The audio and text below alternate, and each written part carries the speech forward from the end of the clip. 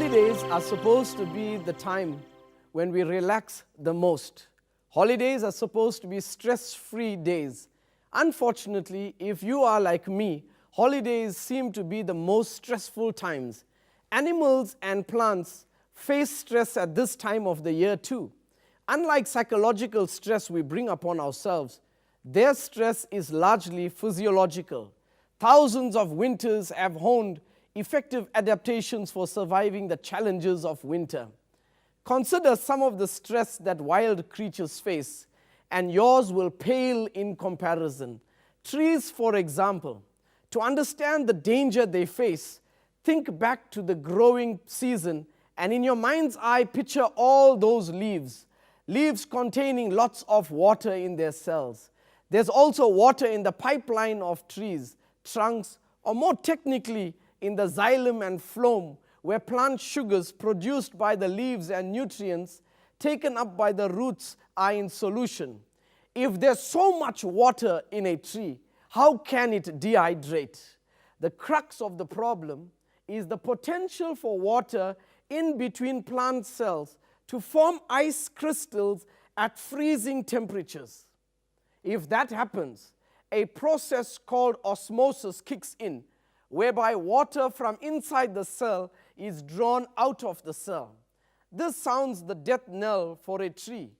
If water moves out of the cell dehydrates and the plant dies. The first line of defense for a tree is to abandon its leaves.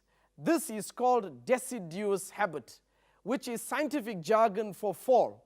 It means that broad-leaved trees in our climate drop their leaves all in one season to avoid stress and death in the winter. The leaves' job is done. They have sent their goods in the form of plant sugars into the plumbing of the tree. Come frost, they become a risk factor and serving no further purpose. They're discarded. But what about the pipes? What if they freeze?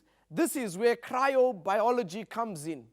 Cryobiology is the branch of science devoted to the study of life below freezing temperatures.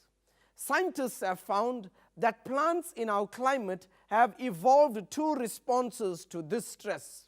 One is supercooling, which is the supercool phenomenon of lowering the temperature of water below its freezing point without turning it to ice. Some amazing physics here. The second is the presence of solutes or other chemicals floating around in the plant's pipes. These solutes are plant sugars. They form a slushy antifreeze, and this reduces the freezing point of the water. Amazing, isn't it? Thus, northern trees of America and Central Africa handled the winter stress quite effectively. With the advent of warm sunshine and the spring thaw, the sugary solutions in the pipes will start flowing again. Spring trees will benefit from the plumbing of the stored sugars and nutrients to new buds up in the branches. We will benefit from the sap run in the maple trees in the form of delicious maple syrup. So much for trees. How about critters or creatures? Many animals use the antifreeze approach to surviving winter. Insects, for example, produce an organic compound called glycerol in the hemolymph, the rough equivalent of our blood, with glycerol in suspension. The freezing temperature of the hemolymph is lowered. Supercooling also takes place. Amphibians use similar tactics to insects. A frog's liver can crank out lots of sugar in the form of glucose. The resulting glucose solution turns their insides into a nice thick antifreeze. Not only are they equipped with their own antifreeze, creatures like insects and frogs go into a state of suspended animation during the winter. This is called diapause. In diapause, adult frogs burrow underground and just chill for a while, depending on the species. Insects enter diapause in different stages, closer to our kin. Many mammals deal with the stress of winter by sleeping. Wild mammals, however, do not snooze on the couch in front of the TV with a bag of chips. They have a sophisticated system of sleeping through cold spells. It's called dormancy, and there are several different varieties of the theme. The most extreme form of dormancy is hibernation. In hibernation, metabolism, respiration, and heart rate drop drastically. While a normal body temperature of a given mammal may be around 95 degrees Fahrenheit, during hibernation it can drop to as low as 30 degrees. A normal heart rate of over 100 beats per minute may drop to only 4 or 5 per minute. Breathing may slow to less than 1 breath per minute. Hibernators can wake up, albeit groggily, if the temperature drops below a critical point. They may shiver a bit to warm up and find their way to a deeper, warmer den. Some mammals are lighter sleepers. They sleep away the stress of cold in a type of dormancy called torpor.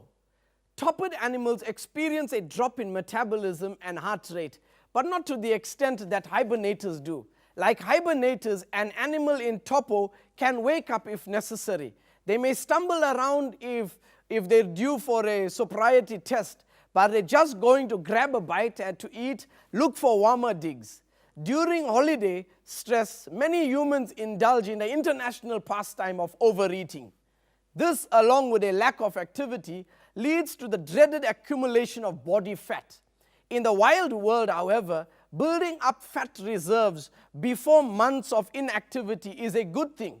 Before going down for the big sleep, many animals pig out on a variety of high diet fats, packing in the calories. They build up a special, highly vascularized fat called brown fat.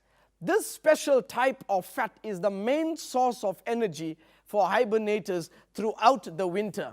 When not dormant in cold winter weather, animals face tremendous stress in their quest for calories.